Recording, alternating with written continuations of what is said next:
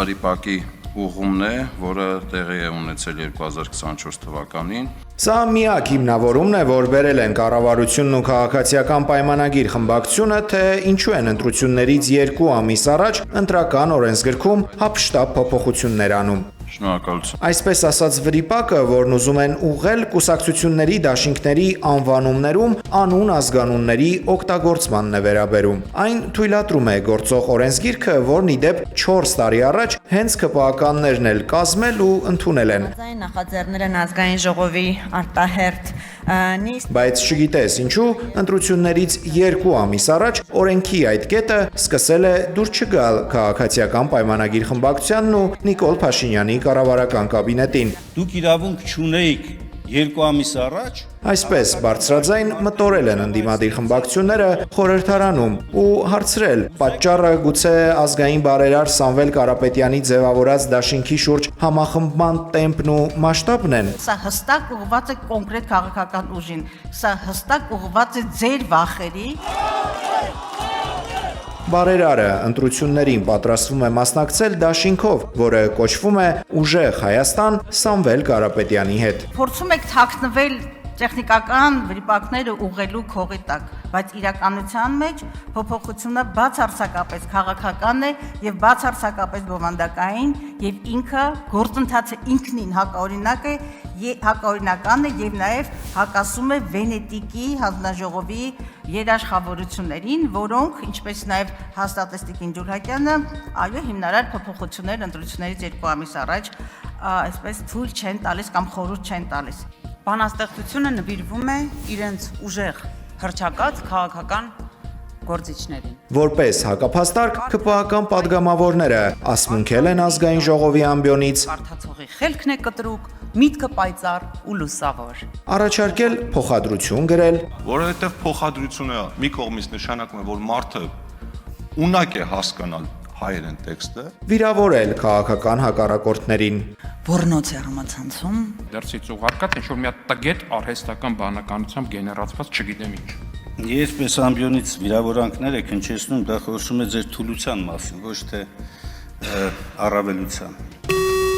Երրորդ փորձից միայն հաջողվեց քաղաքացիական պայմանագրին հավաքել անհրաժեշտ թվով падգամավորների ու առաջին ընթերցմամբ ընդունել օրենսդրական փոփոխությունը։ Փաշինյանը 3 նոր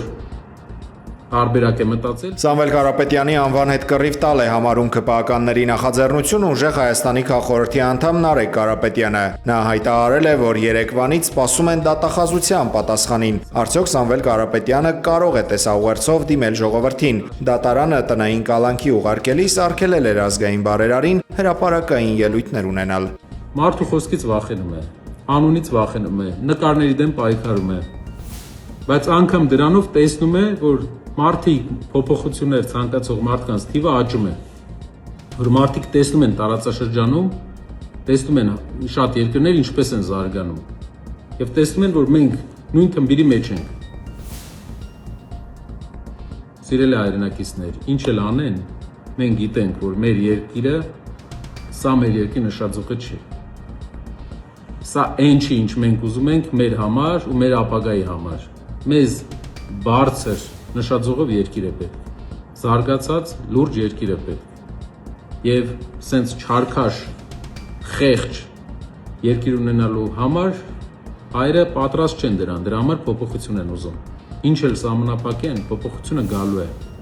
և գալու է բոլորովս, որովհետև այդ փոփոխությունը ուզում է հայ ժողովուրդը, իսկ դրա պատասխանատվությունը մենք բոլորս վերցրել ենք մեր վրա։ Ամեն ինչի մեջով կանցնենք, բայց կապովենք հայ ժողովրդի նվիրական ցանկությունը, փոփոխությունները եւ ուժեղ երկրում ապրելու իրավունք։ Ամիսներ շարունակ կռիվ տվեցին Սամվել Կարապետյանի նկարների հետ։ Ուժեղ Հայաստան կուսակցության անդամներն ու աջակիցները բողոքի ակցիա են իրականացրել իրենց անհամաձայնությունը հայտնելով խորհրդարանական ընտրություններից ընդամենը 2 ամիս առաջ իշխող քաղաքացիական պայմանագիր խմբակցության ընտրական օրենսգրքում հապճեպ փոփոխություններ անելու վերաբերյալ։ Կուսակցության անդամները պնդել են, որ նախագիծը, որով արգելվում է դաշինքների անվանումներում անձնանուններ օգտագործել, բացահայտ թիրախավորում է իրենց քաղաքական ուժին։ Ուժեղ Հայաստան կուսակցության խորհրդի անդամ Ալիկ Ալեքսանյանի խոսքով սա բացահայտ վախի դրսևորում կարևորում է։ Ուրեմն հիմա ազգային ժողովում փորձում են օրենք ընդունել, փոխել ընտրական օրենսգիրքը, որպեսզի արգելեն ուժեղ Հայաստան դաշինք Սամվել Կարապետյանի հետ Սամվել Կարապետյան անունը թույլ չտան, որ գրենք։ Կուսակցության անդամ Էդգար Ղազարյանը նկատել է, որ սա ոչ միայն քաղաքական ուժի, այլև յուրաքանչյուր քաղաքացու ընտրական իրավունքի ոտնահարում է։ Ընտրողի իրավունք է խախտում, որովհետև հնարավորություն չի տալիս մարդուն ըստ դրա ընտրություն կատարել։ Ակնհայտ մի քաղաքական միջամտություն ընտրական գործընթացի մասնակցի կողմից։ Անդրադառնալով հնարավոր արգելքներին ու հետագա քայլերին, Ալիկ Ալեքսանյանը հավաստիացրել է, որ իրենք ունեն գործողությունների տարբեր սցենարներ։ Ձեզ հավաստիացնում եմ եւ մեր հանրությանն էլ հավաստիացնում եմ միջև տար բոլոր ֆորս մաժորային դեպքերի համար բոլոր պլաններ ունեն, կարող եք հանգիստ լինել, բայց չեմ կարող բարձրացնել։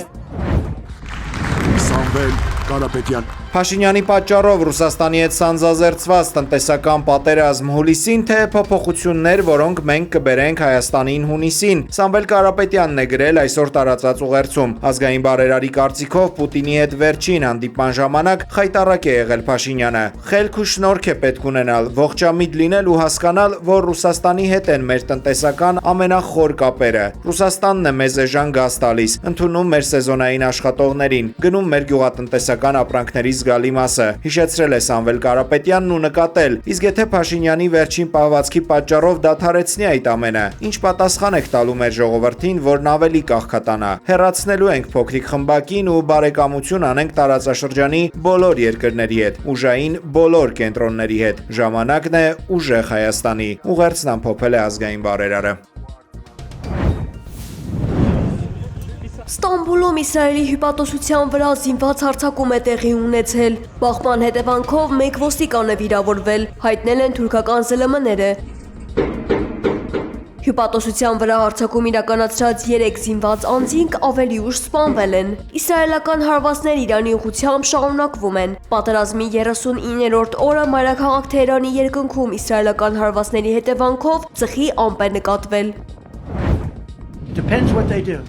Այս գիշեր մի ամբողջ քաղաքակրթություն կկործանվի, որն այլևս երբեք հետ չի բերվի, գրել է ԱՄՆ նախագահ Դոնալդ Թրամփը Truth Social սոցկայքում։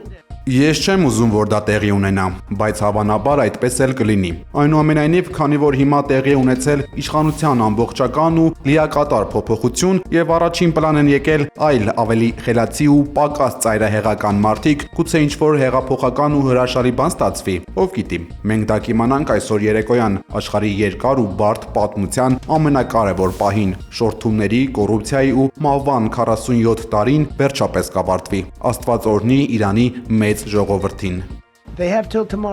Ավելի վաղ Թրամփը Իրանին ընդամենը 1 օր ժամանակ էր տվել Հորմուզի նեղուցը բացելու համար, հակառակ դեպքում խոստացել էր ավերել ամբողջ երկիրը, վերադարձնելով քարե դար։ Թեհրանը պատրաստ է այնպիսի հարվածներ հասցնել, որոնք ԱՄՆ-ին եւ նրա դաշնակիցներին տարիներով կզրկեն նավթից ու գազից, եւ այդ պատասխանը դուրս կգա Մերձավոր Արևելքի սահմաններից, հայտնել է Իսլամական հեղափոխության պահապանների կորպուսը։ Հայտարարության համաձայն Թեհրանն այսուհետ հանում է թիրախների ընտրության հարցում նախկինում կիրառվող բոլոր սահմանափակումները։ Ավելի վաղ Իրանը առաջնորդվում էր բարիդրացիության եւ համաչափության սկզբունքներով։ Այժմ այդ բոլոր նկատառումներն այլևս ուժի մեջ չեն։ ԱՄՆ-ն եւ Իսրայելը համատեղ հարվածել են իրանական Խարկ կղզուն։ Մեհր գործակալության փոխանցմամբ այս օբյեկտը Իրանի նավթի արտահանման ամենակարևոր հանգույցն է։ Բացի այդ, հարձակմանը ենթարկվել Քաշան քաղաքի մոտ գտնվող երկաթուղային կամուրջը։ Իրանական լրատվամիջոցների տվյալով 2 մարդ մահացել է, 3-ը ստացել մարմնական վնասվածքներ։ Իսլամական հեղափոխության պահապանների կորպուսը խիստ նախազգուշացրել է, եթե Միացյալ Նահանգները հատի սահմանված կարմիր գծերը, Իրանի պատասխանը կտարածվի տարածաշրջանի սահմաններից դուրս։ Ի պատասխան Իրանը հարվածել է իսրայելական Պետա Տիկվա քաղաքին, կան ավերածություններ։